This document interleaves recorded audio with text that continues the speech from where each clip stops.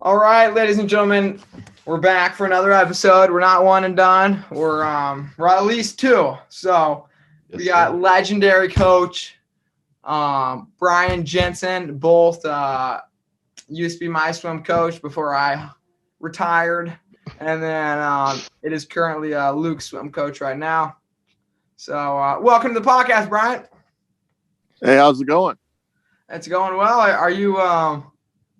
Are you in bed right now, or tell the viewers what's going on here? Oh no. It's not quite that. I would like to be, but no, I just got done with the very head scratching, brain poking entries to Y Nationals. All right, let's get into that. Who's entered this year, Brian? Yep. Well, yours truly there, Luke Dankert, Gianluca Raguzzo, Yep. Ragazzo, sorry. The estimable Novinski Catherine All right, and Lily Brennan, if you can believe it, Gigi's younger sister. That's crazy. That is hard to believe. alrighty. All right, Brian, we're gonna start from the beginning. How did you get into coaching?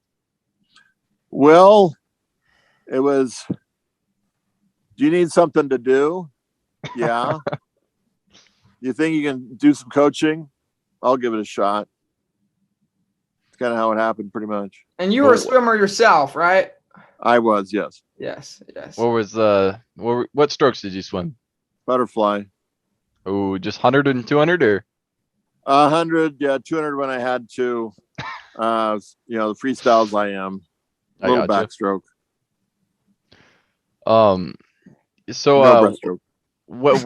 when did you get into coaching? Like you said, you just got kind of thrown into the role. What year? What year was this? Yeah, let's get the This year. was like 1989. No, man. So Seasoned veteran in the house.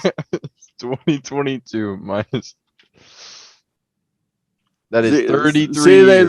they wanted me to help out with high school a little bit. I got you. And they said, here, coach these beginning swimmers. And after about the first two practices, they're kind of like, we don't care about swimming. We think you're an idiot. So I kind of stopped for a while after that. What? Yeah, that's pretty much how it started.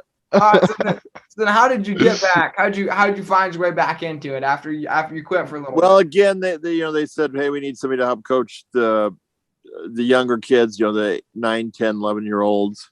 Ooh. So there's a couple kids that, they were willing to learn and they were really appreciative of what I did for them. So, when you got somebody like that's, wow, you made a difference in my life, then you kind of get hooked. I see. What's the first highlight of your swimming coaching career that you remember?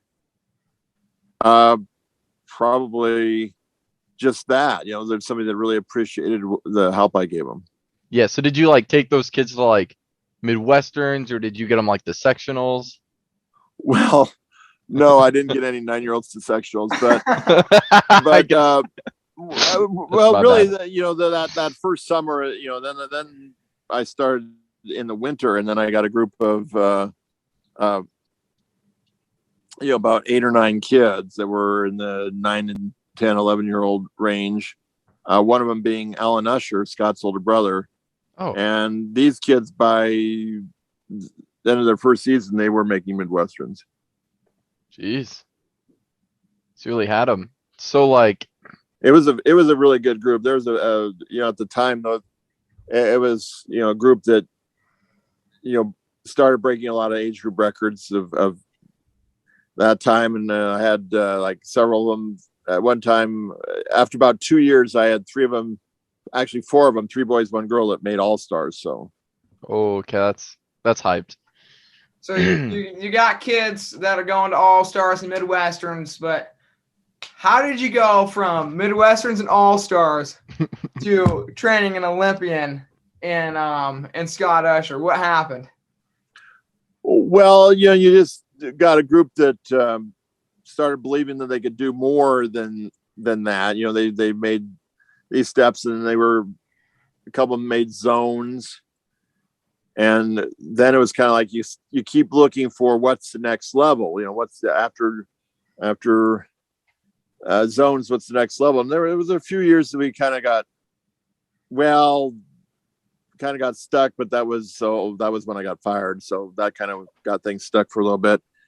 And then what happened was I came back, and Scott was just finished his freshman year of high school, and they actually made him a backstroker because they had several good, breaststrokers. A couple were the kids I had before.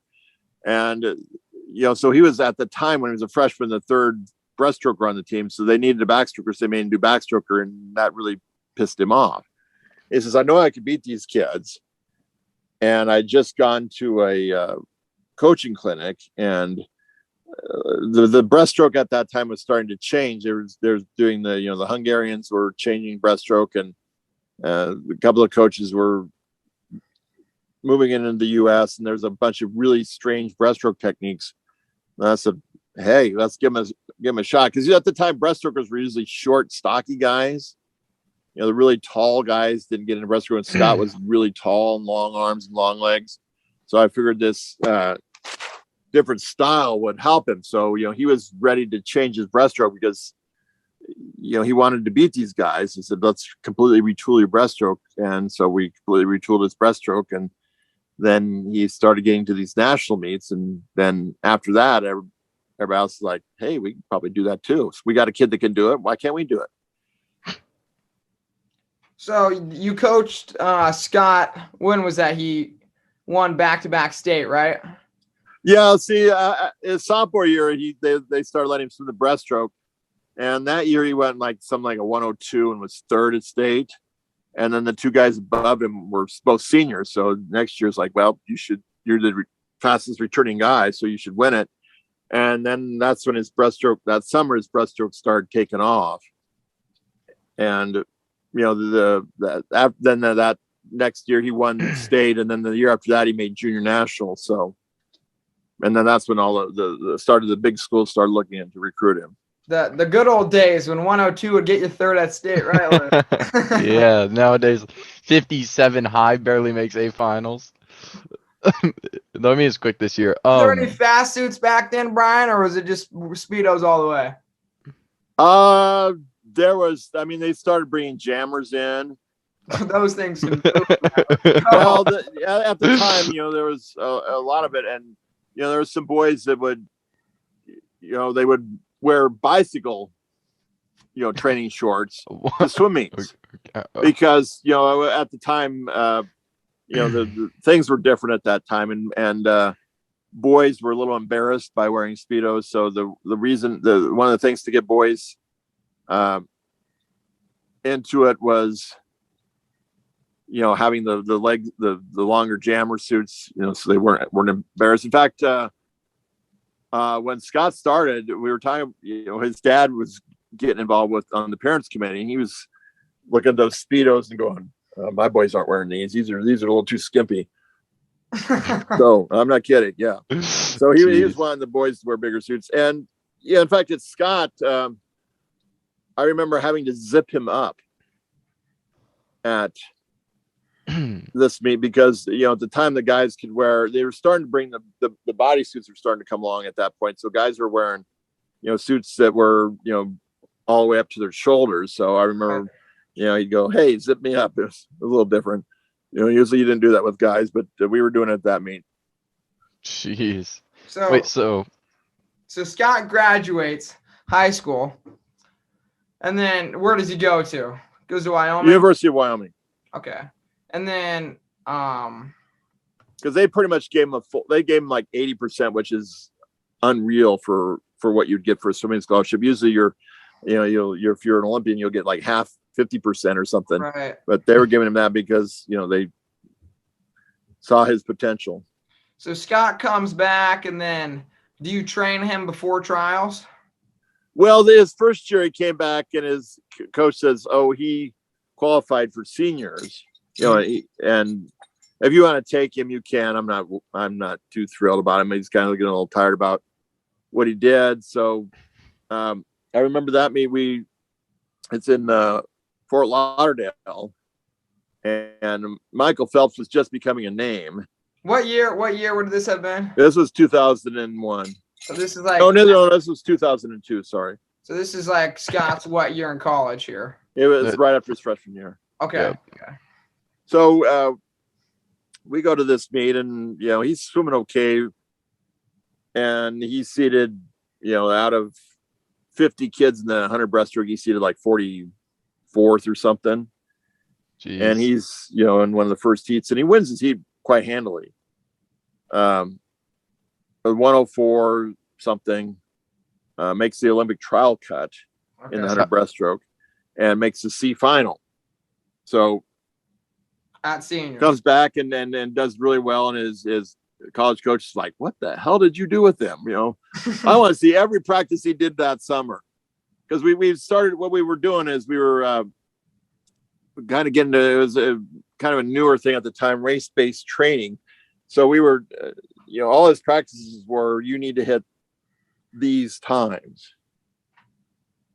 So we had certain, his 200 breaststroke, for instance, we were looking at, he wanted to go under 220, which was, I think 219 was the Olympic trial cut at the time. So, we knew he had to hold, get out in about a 32 and then hold 34s the rest of the way. So we kind of based in, he would do 200s in practice at a certain time frame, and he would try to hit those points in practice. So, I mean, at the Island Oasis, of course, it's such a lovely pool, but he was a little bit off of that. So we best were in the nation. He's but then that pool is like longer than it should be, so it's really hard to tell what if he's training right or not. So he's hitting close to that. So we were kind of confident he could get close to that. And I mean, he didn't quite get the trials cut there in the 200 breaststroke. He was like at 221, so he's just a little bit off of that. Right. And then the next summer he did it. But then the fact that he got that confidence. In fact, I remember saying there the first night he wanted to come back and watch finals. Like, okay, we have nothing else to do, so we'll go watch finals. And Michael Phelps is swimming the 200 IM, and at that meet, I don't know. I think at that meet is when he became the first American to go under 2 minutes in the 200 IM. And I just had my watch on. I was taking splits on him, and took his breaststroke split and showed it to Scott and said, "You could do that. You could beat that." It's like, this guy just did that. Of course, Michael Phelps is not a breaststroker, but that's not the point. It's like, you could swim with this guy. This guy's like the American swimmer right now, and you could compete with him. So that gave him a lot of confidence just hearing that. At least I think so. So. And that was what? So are we still in 2002? Yeah, that's seniors. Okay, so then 2003 comes around. Does he come back for the summer? Yes, he trains with us, and for most of the summer, of course, he goes off at his fishing trip in June. But he trains with us, and then we go to Maryland, College Park for the senior nationals there. Okay, and that's when the guy that was the fastest American in the 100 breaststroke was there, Edwin Moses, and of course, a lot of people hear that story. Don't look at Moses, look at God for your turns, because he was swimming next to Moses in the breaststrokes, and that's the guy to beat there. Michael Phelps was there too, but of course he was swimming because his hometown's in Baltimore, so being in Maryland, right next door, you can't miss that meet, so he swims there. And so Scott finishes second in the 200 breaststroke and third in the 100 breaststroke, I believe.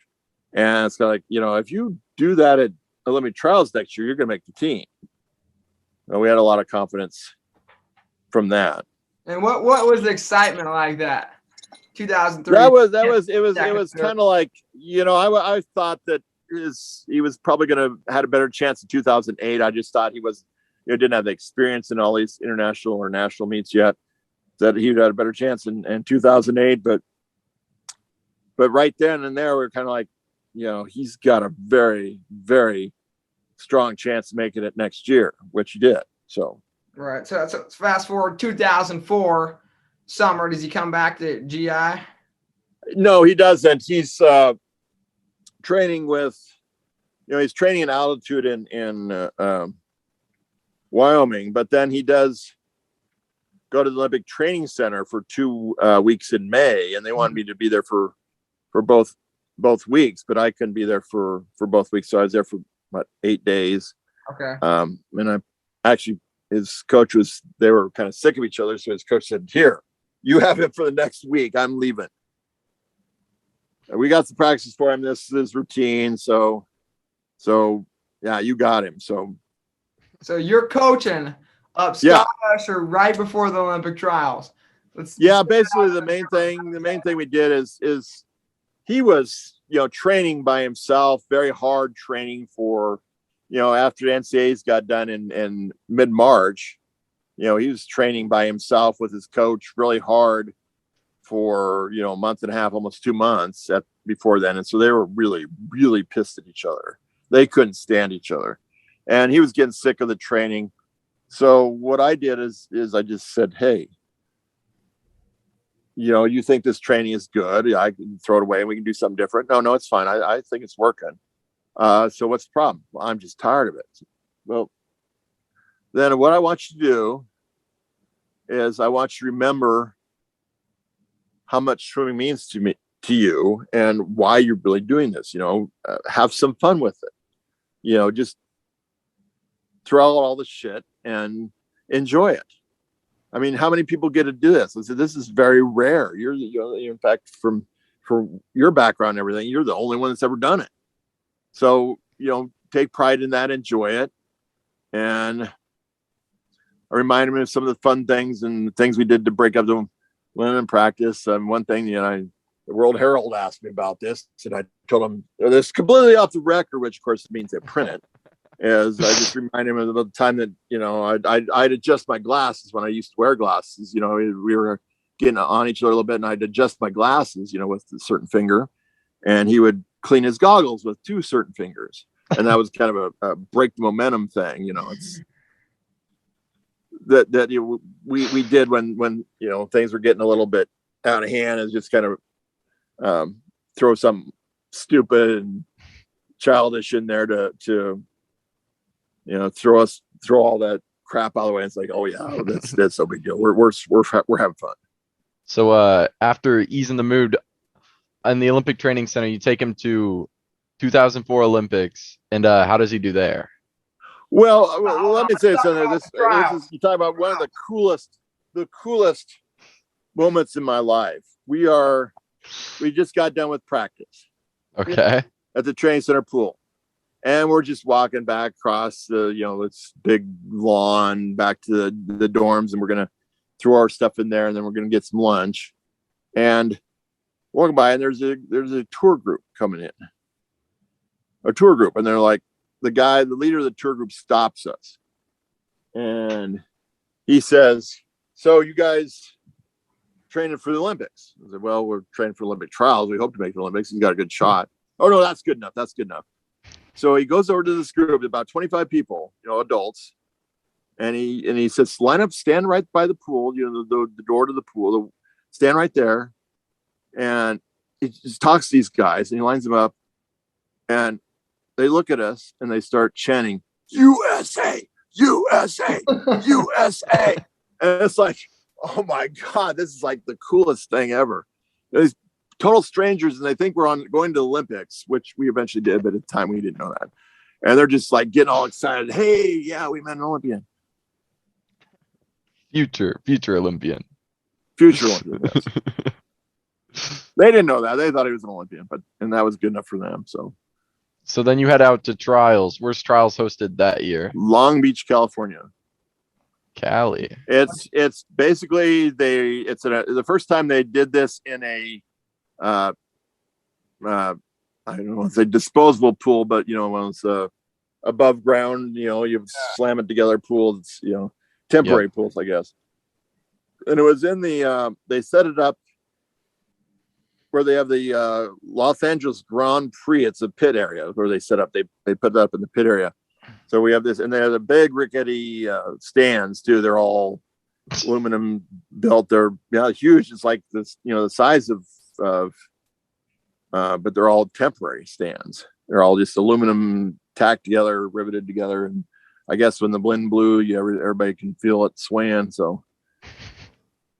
But it was cool. I was able to swim in the the warm down pool, and you couldn't tell. You thought you were in a concrete pool. It was pretty cool. So you were there coaching them up then at trials? Yeah, I was there. We were both there.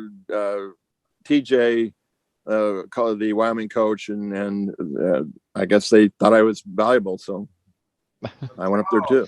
Obviously, you were valuable if they brought you all the way out there, Brian. Give yourself some credit.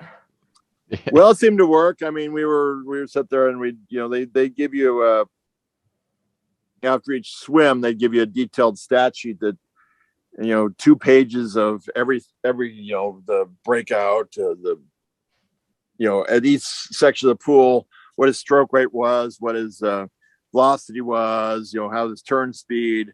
So we look at that, and we'd sit there and pour over that and analyze, and what everybody else did, analyze his race and what he needed to do. So we also, as at trials, we the thing with the pool there is one of the lanes has 10 cameras in it. So you swim down and back, and then you got side view, above, below, to the side, in front and back. You have all these views to watch. So we analyzed his stroke, and I noticed that he was swimming a little bit to the, I think it was maybe to the left, and so we found some drills. In fact, the guy who was the Olympic, well, he was a coach in Colorado, one of the Colorado teams there, and he was also the Olympic coach for the triathlon, the swimming part of it. So he gave us some drills to help fix that too. So we straightened his breaststroke out on it and made him a little flatter. And we don't do the crossover drills, kind of what we'd use to fix that. So, but that's one of the things we did there too. So Gotcha. the 200 breaststroke final, take us through it. Yep. Well, I mean, he was the second seed there. So, in prelims, there's prelims, and he was, went about a 2:13, and then in semifinals, he was in the first heat there. So he was the second seed going to that, went 2:11, 2:12-ish. And then, of course, Brendan Hansen, who was the American record holder and in fact broke the world record at that event, was next to him in finals. And so he went out pretty fast. I think he went out like a 101, 29:32. We were hoping he's going about a 30:33. The last 3 is what the pace was supposed to be. So yeah, I was right there with him at the 100. And of course, he kind of got, actually, I think Brendan went out in a 59 in the 100, but this was just crazy for a 200 breaststroke. So I was a little bit behind him.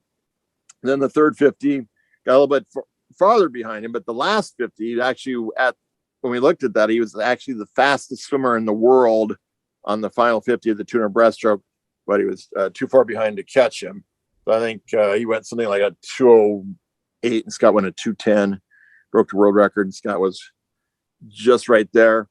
And all I remember is going, the first person automatically makes the team. The second person typically does, but they can only take 25 male and 25 female swimmers. So, when they fill the relay spots, you kind of know when you're going to get in as a second swimmer. And of course, he did get that. But I remember when he finished second, it's all but on the team.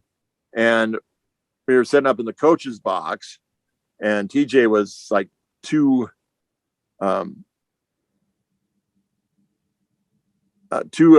rows above me. And all I can remember is looking around and go shake his hand, and he was diving at me. So I had to catch him and not get crushed by that. So he was so excited. And as Scott said, because I was wearing a bright blue shirt, that he knew where we were because I was the only one wearing a bright blue shirt, and he could pick that out from the stand. So that was pretty cool. So does he swim the 100 breast there as well, or just the 2 breast? He did. He was third. So he didn't quite get in there. I mean, I know Hansen went 59. It was, I think, broke the world record at that point. And I think the next guy was a 1:00.9, and Scott was a 1:01.0. So just like a tenth of a second. So. So just shortly, later there, you go to show up at the Olympics. You tell the story of meeting Michael Phelps there. Oh, I didn't get to Greece.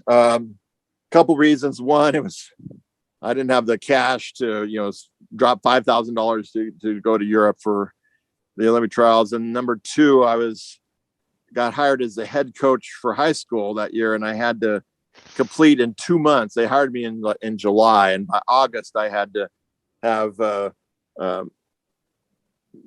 couple hundred hours of classwork done to be able to be a head coach. So I didn't have the time either to do it. So, And No. typically they don't. but really- Michael Phelps, we met Michael Phelps when we were training at the Olympic Training Center.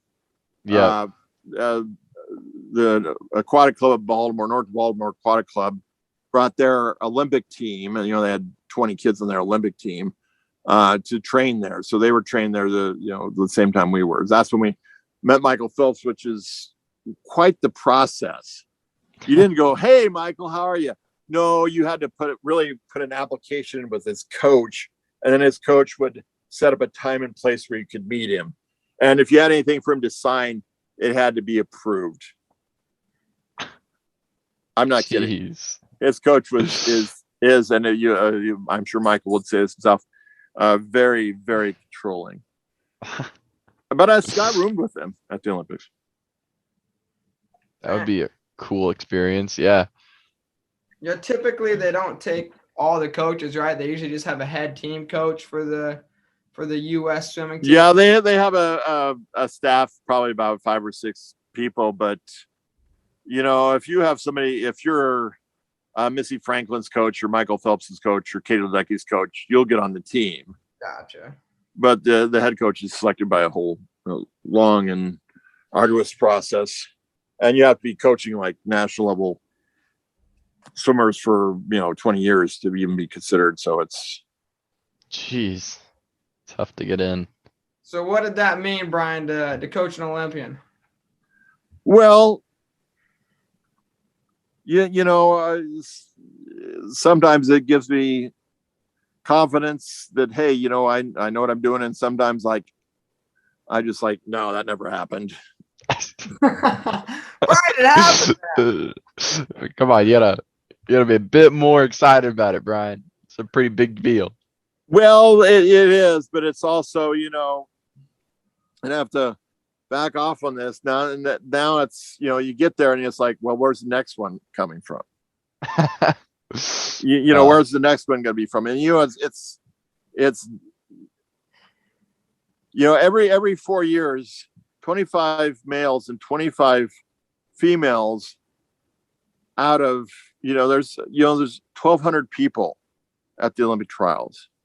1,200 people, and figure that out. What is that a percentage of it? Like 5% less, 1% maybe. Every 4 years, that's all it gets in there. Out of 1,000 people at the trials, and then you're talking about there's 1,000 people at the trials, but there's 20,000, 30,000 kids swimming. So it's probably the toughest thing to do. In fact, it's happened a couple times when someone who has broken the world record did not make the American Olympic team. Crazy. That is insane. All right, taking a step away from Scott Usher. So after that, you come down from coaching an Olympian back to high school, Grand Island Senior High swim team. So where do you take it from there? Well, tell you the truth, at the end of my first year, what they said is, if it's a good thing that you guys coach, because in fact, the first year, this is before the Olympics, the first year I was just an assistant coach. But the previous year, they had a lady that her previous coaching experience to being an assistant high school coach was coaching 800s at Hastings. And then she was assistant coach for 1 year, and then they gave her the head coach. And she didn't know what she was doing. The kids knew that she didn't know what she was doing, and they pushed that probably too much. She actually made plans. She had a date the Saturday of finals at state. That was how confident she was that kids were going to make finals. which they didn't. And in fact, Jeez. there was so many complaints that after my first year coaching, they said, if you guys wouldn't have done what you did, we would have canceled swimming. We would have killed it. Dang. Yeah. Jeez, Brian came in for the clutch. Brian saving swimming. And in Yep. fact, that year, if you can believe this, we had one event make finals. The boys 200 medley relay made finals. They were 11th. Their time, what do you think their time was? 200 medley, I'm going to say 145. Add Oh, 6 no. seconds to that. Yeah. 151. 151 made 11th. Yeah. Yeah. Jeez. I think Yeah. Things have changed a bit since then. we went 140 point this year and made like 12th. Yeah. Things have changed quite a bit since then. It's gotten extremely fast. Yep. Yeah, we were 136, Brian. Let's go. Oh, I know. I think the records are correct on that one. Yeah. It still stands. So you start high school coaching, you get a group of guys coming through like the Matt, Kyle Whiteley. What do you think of those guys when they're just getting there? Man. Well, that took a while. I mean, my first, it was interesting. My 13 and 14-year-old do harder practices than my high school boys did it when I first started. In fact, I remember it took me a year, maybe 2 years before I was able to get a practice where I didn't have anybody sit out part of it. That's the first couple of years. The first year was actually it was fun. There was no drama because the year before was so bad, and everybody was so happy that we got the right goals and the right ideas going, and we wanted to do well, and we started the process then. But it took me several years to get the culture and the mindset going. The first year we did Hell Week. We didn't do black practices. We did what we called Hell Week, and we did that over Christmas break. And then I remember talking to Scott Usher and Autumn Mania, who's a Polish Olympian at Olympic trials in 2004, and just listening to them. And what they were talking about gave me the idea for black practices. So we started doing those, and we started pushing, the hard work culture and to do things right, and a lot of technique. And, things started improving. I mean, the records were tough. The girls' relay records were, the 200 free relay was a new event, so we seemed to break that about every month for the first couple of years. The 200 medley took me a long time, probably about 6 years to break, and the 400 free relay took me probably 7 or 8 years to finally get broken.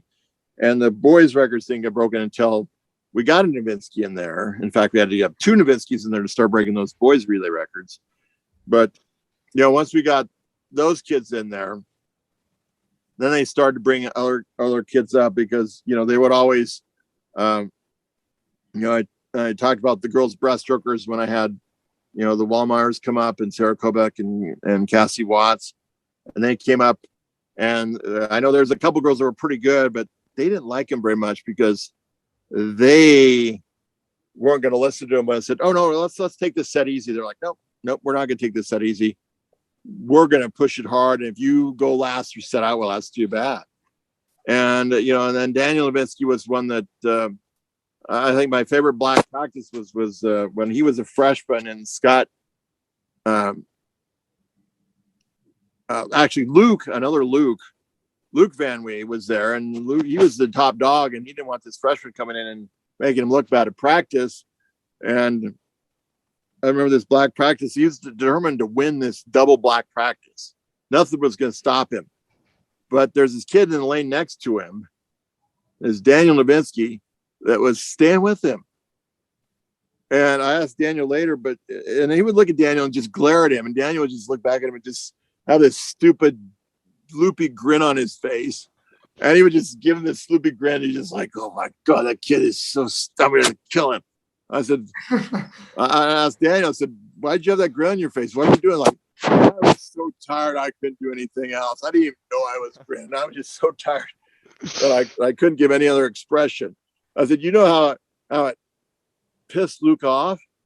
Really? Cool. Jeez. So, then once we got people going like that, and the hard work, and then you'd see your times drop, and all these records started falling, and then so everybody started saying that's the way things are. It wasn't like, we didn't expect anything else. We expected you go in here, worked hard, and you got good, and you broke records, and that's the way the system worked. They didn't know anything else. Gotcha. So then you have a guy named Matthew Novinski come through freshman year, win the 100 back at state, and then continues to do it for 3 more years after that. So going into his freshman year, there is probably 6 of the top 8 boys were all seniors.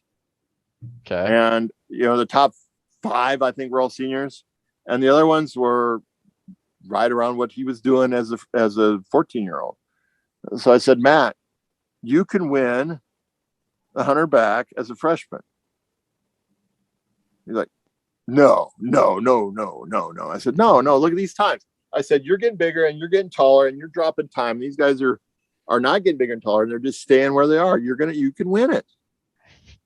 And I think he kind of thought that was possible, but he wasn't really convinced. And then as I just sent him a thing his freshman year, he was undefeated in the backstroke and had the fastest times going to the state. But he wasn't that much higher than anybody else. But he was the favorite, and he wasn't really convinced. And there was a couple boys that were thinking they could beat him. He's a freshman. He was inexperienced. We get in his head. So they're trying to get in his head. So I told some of the girls, I said, just distract him. Just, tell him goofy stuff. Get his mind off it. And anytime I saw him, I just said, Matt, you're going to win it. Just believe in yourself. You'll win it. You got the best technique. You're the fastest kid. You're going to win it. Well, he didn't talk to me too much. Eventually he just hid. He just found a spot where nobody could find him except we did eventually have people find him, which they did, which was good because you need to be there for his events. I know his 100 fly, he should have made A final, but he made B final because he was so nervous. The relays, I remember the 200 free relay. We were up against Creighton Prep, and people didn't like Prep, and we were close to them, and so people were cheering for us. And I know in prelims, somebody in the Prep club, it was the only 1 minute, took a flash photo, and so there was a false start, and Matt was leading off, and he gets about halfway in the pool, and they just grab the rope and just keel haul him with it. So he gets out, and he's got this giant red mark all down his leg. Of course, they don't disqualify Prep, but we beat him in the preliminary heat, which everybody gets excited about. Of course, they switched to relay and beat us in the finals, but so that didn't help him. And he gets the backstroke, and he wins his heat, and he's the top seed going in, and the other kid's really close to him, and he's just getting on him as much as he can. So Matt hides again, and he's all nervous, and he gets up there, and he wins it. It's by pretty good amount, half body length or so. And then he's so relieved. I mean, his butterfly gets in, swims his butterfly, and he's last. He's dead last. He's a horrible time. Relay does all right. Gets the backstroke, wins that. Then he's so relieved that he barely swims the 400 free relay, and we could have finished like 4th, but he didn't care. He just swam it. And he probably added 2 seconds to his best split, but he didn't care. And that was all right. Jeez. All right, shots fired, Matt. I'm gonna bring you on the next podcast so you can speak for yourself. Yeah. I just remind him that he asked me for something for some kind of class about a story about him where he learned something, and so that's what I put out there. That's pretty much what I put out there. So I don't think he's disputing it. Yeah, that's dirty. Yeah. So then he goes on to win state sophomore year again because he's obviously the favorite. So Yeah, he broke the record his sophomore year, broke the record his junior year, broke the record his senior year. gotcha. But I mean, those He was relay swimmer in the meet all performances. 3 of those years. Oh. Well, he's the Yeah. only one that broke a record on the boys' side, I think, at those times. But Oh, okay, I got you. Did he swam the 100 fly there, didn't he as well? yeah, his junior year he won the 100 fly, and then he was for some reason didn't want us to do it his senior year, so his senior year he won the 200 free. Okay, just pick an event and won it. Yeah. And then he 139. goes. That was a fast time. Oh, It was that, 139.86, I think. Yeah. that's speedy. So then he commits to Wisconsin. I actually want to find the photo. It's of Brian standing next to Matt, and Brian is like a reformed human nowadays. He looks completely different. And it's him standing next to Matt with a Wisconsin shirt on. Well, Matt has the Wisconsin shirt. Well, I have one too, but I probably wasn't wearing it then. Yeah. I remember I was doing a video chat with him, and at the time I was wearing a Minnesota swimming shirt, which probably didn't sit with too. I know it didn't sit too well with him because he's like their biggest rival. So, but then he's the one that would wear Michigan hats because the M stood for Matthew, even though it was a Michigan hat, which really turned off the Ohio State recruiter. You know, he's hey man, I want to meet. Here's the last guy. He's wearing a Michigan hat. That's not going over well. So then you have the second Novinski come through. You get John in there. John does the same thing Matt does. Walk us through that. Well, again, the same deal. I mean, the guys that were winning the 500 were all graduating, the top 3 or 4, and the rest were, he was within, 7 or 8 seconds of their time. Like, Jonathan, you're dropping huge amounts of time. This year you dropped 20 seconds or 500. You could drop 15 and then you're going to be just destroying these guys. No, this guy, and he was even more specific about it. This guy's going to do this next year. This guy's going to do this year, and this guy's going to do this next year, and I'll be 4th. So it's like, no. Yeah, just get that out of your head. You're going to beat him. You're going to come on. You're growing. You're going to beat him. And, again, the same thing. State, he was, by the time we got to state, he knew he was going to win it. So I didn't have quite the same problem there. But, the first couple meets is like, oh, I guess I can do this. These guys I thought were pretty good. I'm kicking their butt. Yeah. Just keep doing that and you'll be all right. Which you did. Jeez. I just wish the things would have been better his senior year. He should have won it all 4 years, but Yeah, that was COVID happens, and what can you do about it? Yeah, and then you got that injury in there. Alrighty. I just have Luke a couple Dankert, questions. I do not know who that is. Never heard of the guy. No, there's a kid that's supposed to be really, really smart, but I've never met him. Yeah, I don't know who you're talking about. Exactly. So what is we should talk about, and I know I mentioned this a couple times. Every time we go to Y Nationals, Paul's epic 50 freestyle at Y Nationals. His final swim. Yeah, I got. How can I break 20? I want to go 21 something. I haven't gone 21 something. How do I get to 21 something? Well, Paul, something that might help, but you gotta really pay attention when you do this. You gotta anticipate. It's like what drag racers do. You kind of anticipate the start a little bit. But you got to really watch the starter. You got to get kind of his rhythm in your head. Okay. I time trial. My last time trial. I'll do it there. Take your mark. He did. Paul. I don't know what Paul's thinking, but take your mark. Paul goes. I mean, I don't even know that anybody else has even completely came down yet. But Paul was off the blocks and moving, and everybody else is like, "What the?"